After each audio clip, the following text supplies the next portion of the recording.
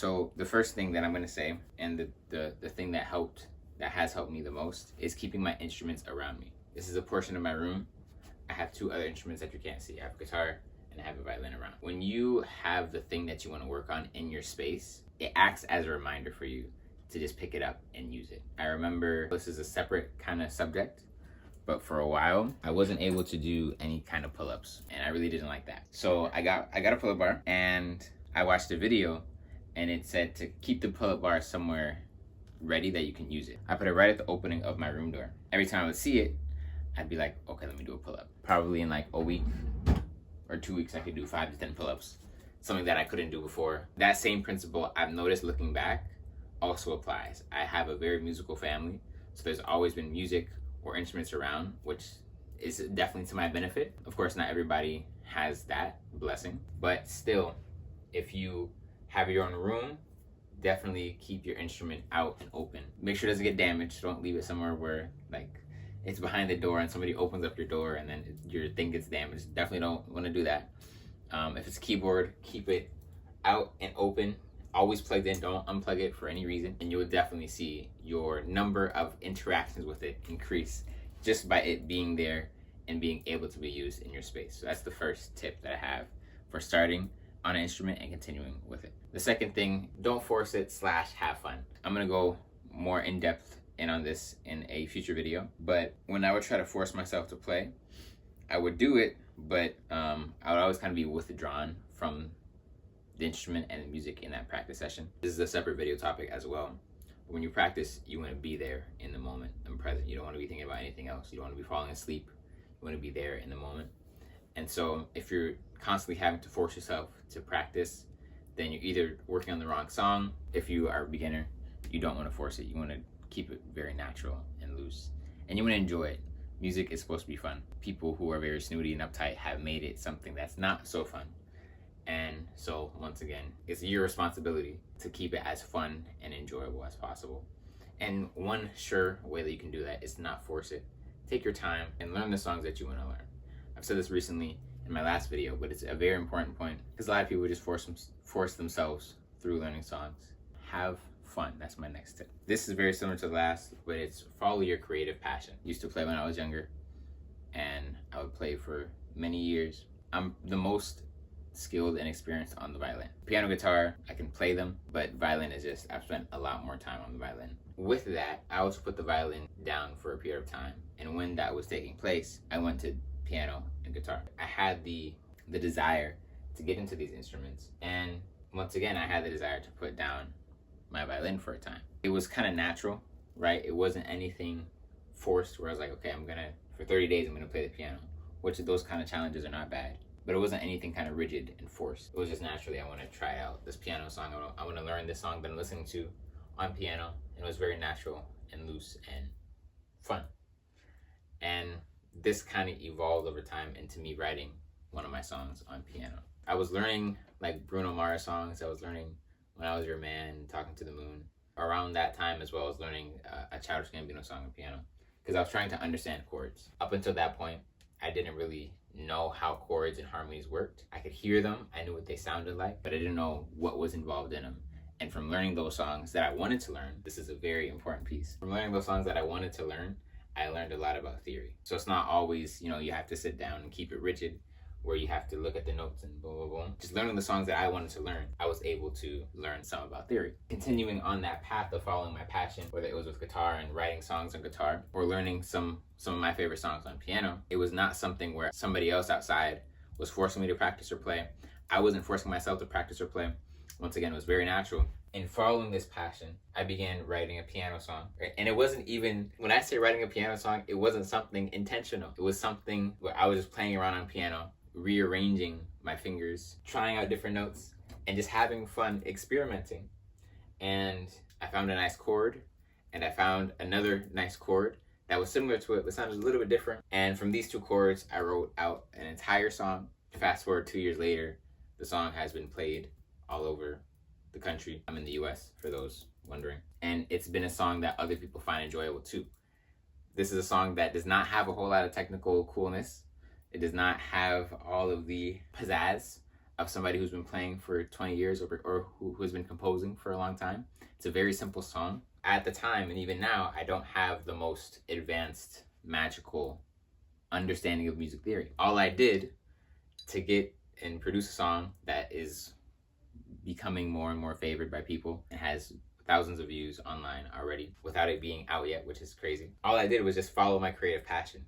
So if right now, if you're watching and you're kind of taking your music journey very seriously and very rigid, I understand why, but it would be also good to take a step back and to really explore your instrument and explore music, because your instrument is part of a subject, right? Like, if I'm not going to put anything inside my water, but if I put something inside my water, like, the water surrounding it is the greater part. So the instrument would just be the little piece inside, but the subject would be what surrounds it. So take a step back from your instrument and understand music a little bit better. I'm not talking about music theory, but I'm talking about music as a subject, and music in terms of how it makes you feel and how it makes other people feel. Because that's really where the gold is in music. That's why people love music. It's about what they feel or what they get from it. Just a tip for those who kind of take their studies very extremely ultra seriously. Have fun, follow your creative passion, use the force wherever the force pulls you, As I mentioned, I'm not the most technically trained. I'm not the person who doesn't mess up on stage. I actually have a funny story of a show that I did in Chicago in September. I went to Chicago to perform, and so I got there on like a Friday and I was performing on a Saturday. I hadn't worked out in like some time, so I wanted to work out. So I was like, okay, when I go, I'm gonna work out in the gym and it's gonna be great. I'm gonna enjoy it. It's gonna be beautiful. Friday or Saturday morning. Some morning I go and I work out, and then I go to rehearsal. Everything's cool. Everything's fine. I play my song beautifully. It's good. It's a good life. I'm playing, no mistakes. And then the next day I go to the gym again, but I'm a little bit sore. You know what I'm saying? I still go to the gym. I think I just did cardio. I didn't do anything crazy, right? I didn't lift any weights like how I did the day before. And so, even though I stretch and I do my cardio, I'm still a little bit tense after the workout, right? And I keep that in mind.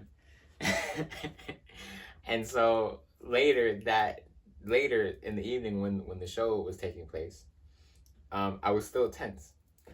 And I was so tense to the point where I needed to shift. This is a violin song, Black Level. I needed to shift up. I'm not going to get too technical for those who aren't violinists, but I had to do something with my hands that was, a certain technique. But I couldn't do it because my hands were so stiff.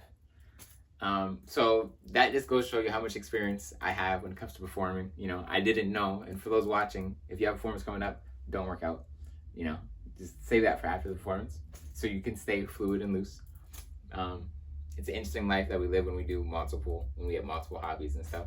But just a tip, don't work out before a performance. For practice, sure, but for performance, you want to stay nice and free. But yeah, I still make mistakes on stage. I know the more I practice the song, even though I've been playing that song for like 10 years, I still make mistakes. I think it's part of it. What I personally have found in myself that I do extremely well, and where like my kind of strong suit in music is that I found like the golden sweet spot that not many find, and that I'm trying to help others find via this channel and via these videos. As I've said multiple times over and over and over again in this video and others, musicians tend to kind of get in this mindset where it's very rigid. It's very much, you have to play this and you have to time it right and you have to learn the music theory and you have to boom, boom, boom, boom, which is not true, but it tends to get overrated, I should say. It's talked about as if that very rigid style of learning music is the way to go, when originally music has always been about feeling and emotion and communication of emotion. When you're just playing notes and you're focused on the notes, you're not really communicating anything other than I can play these notes and I look cool doing it, if you're even thinking about looking cool doing it. The ink on the page doesn't have the emotion. It's the sound that carries the emotion that you are trying to bring out of the notes and through you and into the ears of the audience. That sounds very, very like a quote that you would see on Instagram, but it's not anything difficult. If you turn on your favorite song, it's going to make you feel a way. And that feeling is the whole purpose of music. Once again, not to be able to play the most technically cool stuff, although it's very cool. There's a place and time for that, but at the very core, That's not what it's about. On this channel, on this page, I'm really trying to get people back to enjoying the music, enjoying their journey in music, and when they are learning and playing, to play with a spirit and with an emotion that is warm, that is loving, or whatever emotion that you're trying to convey in that song. Of course, there's a whole list of emotions. It's an infinite list of emotions, and so there's an infinite list of songs, right? That's the whole point and purpose of music, and that's the whole point and purpose of this channel, to help people and help musicians get to that sweet spot. Because once you're there, honestly, it's honestly one of the greatest feelings in the world. And people see some of these artists, especially guitar players, because there's the guitar players that really get in the mode and they can really feel what they're playing. They're really communicating something. And there's the guitar players that try to mock that or copy that. People mock those people that mock the real guys. And so some people think that it's a joke when you're really into the music, but when you're genuinely really there, you are in like a whole different universe. It's a place full of just like, it's the most beautiful place to get to, and it's full of feeling and sensitivity, because your senses are all heightened, you know, and it's so fulfilling, that place, you know. And so many musicians miss that mark. They miss that place that is so full of energy, light, life, and color. And so it's like, what's the point of music? Is it just to play the notes and play the little markings, or is it to learn those markings and try to find the emotion that those markings are trying to convey? And once you have that, getting into that space and communicating from that space. That's my kind of strong suit. I found it by copying, actually, these guys, not by making fun, because I was so little. I was very little coming up under my dad, and I wasn't trying to make fun, but I thought these guys, you know, were very cool. Prince, Michael, even some of the violinists, because they can get so into the song as well. I would just try to copy that when I was little growing up. I was like 14 when I began understanding it for myself, because I would think of and apply whatever emotional situation that I was going into, whether it was me being at odds with somebody, or me liking somebody, or me wanting something. I began to apply the emotion from that and use the piece as a channel to express that. Continuing to do that, and then writing my own songs, you know, it just continues to flow, and that becomes stronger, and you actually start to exist more in this space of sensitivity and emotion and light and color, and less in kind of the very rigid, very serious, your life becomes more playful, actually, and you see things differently. And that's why this journey of music is, it's almost spiritual at certain points, you know. Like, some people, when Blonde came out, like, they would make jokes about how they feel like they left their body on nights when the beat switches, you know, because it's music and the spirit are so, there's definitely a connection there. I might even try to, you know, look into that and do a video on it. Once you really get into it and get into that sweet spot, music becomes a spiritual experience. And so, honestly, if I'm going to be very honest, that's really what I want people to find out for themselves. That it's not just playing notes on a page, but it's something that you're feeling, that you can communicate from yourself. You know, that's something that I wanted to say. My second thing, I think I forgot it. I don't know. My second thing is just take your time. You know, we see these 6-year-olds on YouTube that can play the craziest stuff, and you, me, and us, we're all sitting there like, how can they do that? You know, I don't have an answer for you for that question. I don't know how they do it. I don't know what kind of practice schedule that they're on. I don't know who their parents are. I don't know. I just don't know. I don't know if their great grandparent played and kept having their son and their son and their daughter and their son and their daughter and their son and their daughter play to get to there. You know, I don't know how it went. You know, when you see those people, those children, it's cool. But don't try to compare yourself to them. Don't try to rush the process to get there, because that's just you getting back into that rigid space where you're trying to play the notes on a page and you're only communicating the notes, right? And that's not the goal. And it's funny because whenever I talk in this way about improvements or tips, I'm also talking to myself, you know. It's a very interesting phenomenon to experience. When we first start, we want to get to the greatest level as fast as possible. But honestly, that just hinders us.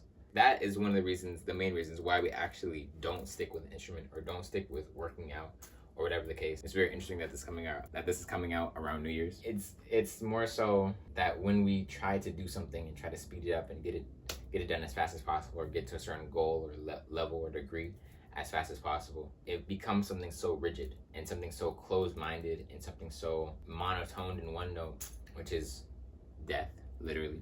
If you don't have a heartbeat and it's, you have one tone on the monitor, it's dead, And that's what happens when we start things. We start things, we get so rigid and so we want it so bad, and then we get so closed-minded, and then we stop trying to do it because it's so hard. But if we just completely reverse that, take a step back, we know that we want the thing, right? And we know that it's possible to get.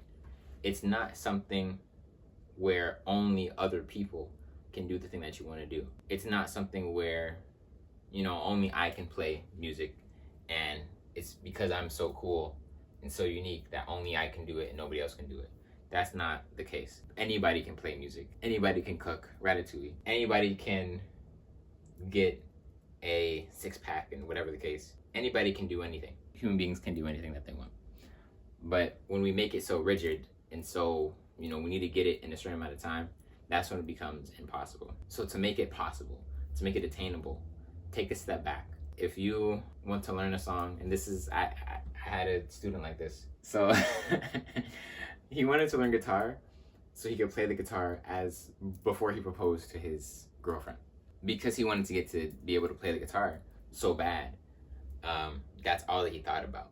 And he could have did it if he, of course, and you hear this all the time, if you just stay disciplined, then you can, you can get it, and that's true. But it makes it a whole lot harder, where if he just took a step back, right, and, in reality, it might have taken him like a year or 2 years to learn that song. I would say a year, which, once again, it could have been done in 6 months, but that's a different topic for a different time. If he just wanted to learn guitar without any kind of time limit on it, then he would have naturally grown into and with playing the guitar. But because he had the time limit on it, and there's stress because he had to get it done at that time, or he wanted to get it done at that time for that event, he didn't continue. Don't put a time limit on it. I know this might turn some people off, but in the case where you want to learn a song of piano or guitar for an event, unless it's like months to a year away, and even then, you really just don't want to put a time limit on it. You want to enjoy it, Having that kind of stress is what stops us and what makes things difficult. But if we know that we can do this into the sunset, there's no resistance there, It's more so fun, which is what I want for those watching and those who are learning how to play their instrument. I hope this helps in some way. There might be some hard pills to swallow in this video. I'm having to face those facts as well with my own stuff that I'm learning and trying to do and trying to accomplish. I thank you for watching. Once again, I hope this helps somebody, and I'll see you in the next video. Peace.